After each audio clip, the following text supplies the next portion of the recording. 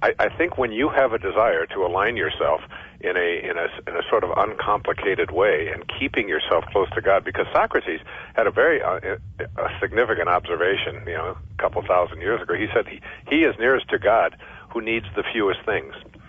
He is nearest to God who needs the fewest things, and the idea that you have to have more, and you also have to, your life has to be very difficult and very complicated, and you have to attend a lot of meetings, and you have to satisfy everybody. Why do you think it's so hard for people to say no? Well, there's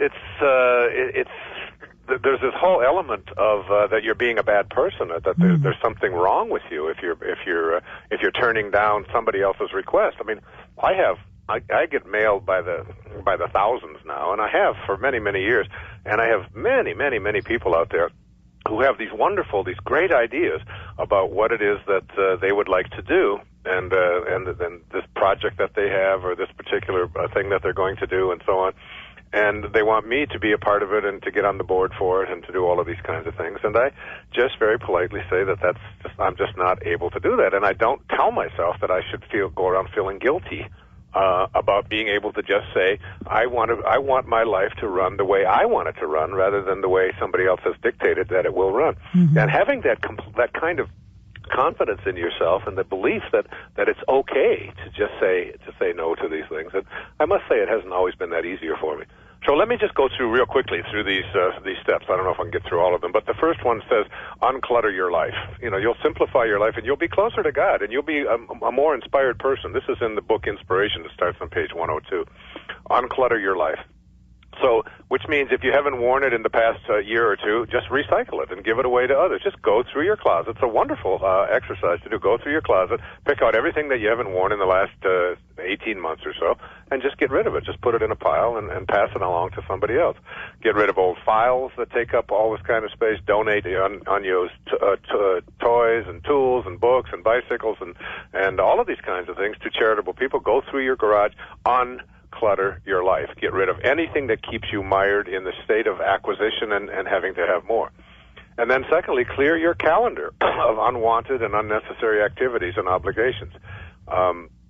So, take a look at that little book that seems to dictate your life, and just try to keep days in there and long periods of time in there where you're free to just make yourself available to God. Make yourself available to be and do what it is that you came into this world to do.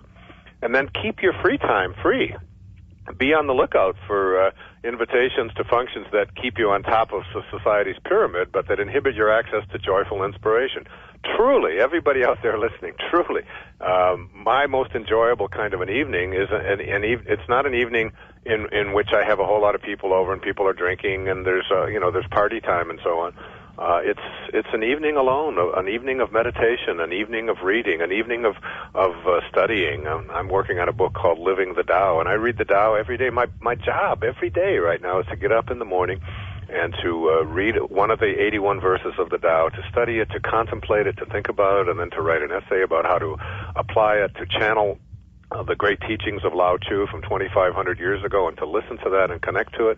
I feel that that's one of the most glorious, exciting, exquisite experiences I've ever had in my life. I laid in bed last night and I was talking to someone that I love very much, and I was just saying, I can't even believe that my job is just to do this wonderful work of studying, 2,500-year-old literature. And to me, it's the most exquisite and peaceful. And I'm in bed 8 o'clock almost every evening, 8:30 at the latest, because I'm up at 3 in the middle of the night. If you saw my PBS show, it's like you remember what Rumi said, the morning breeze or the breeze at dawn has secrets to tell you. Do not go back to sleep. I love to be awake in the middle of the night when you're closest to God.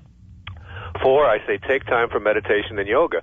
When you guys called me to do the show just a little while ago, I said, you've got to give me 5 minutes, and I need 5 more minutes, because I had just come out of a yoga class, and I was soaking wet, and I just wanted to, take off those clothes. But for me, doing yoga every day and meditating every day they're not just fun activities that I do to fit in. They are the most important things that I do every single day, because they keep me centered, they keep me focused on God.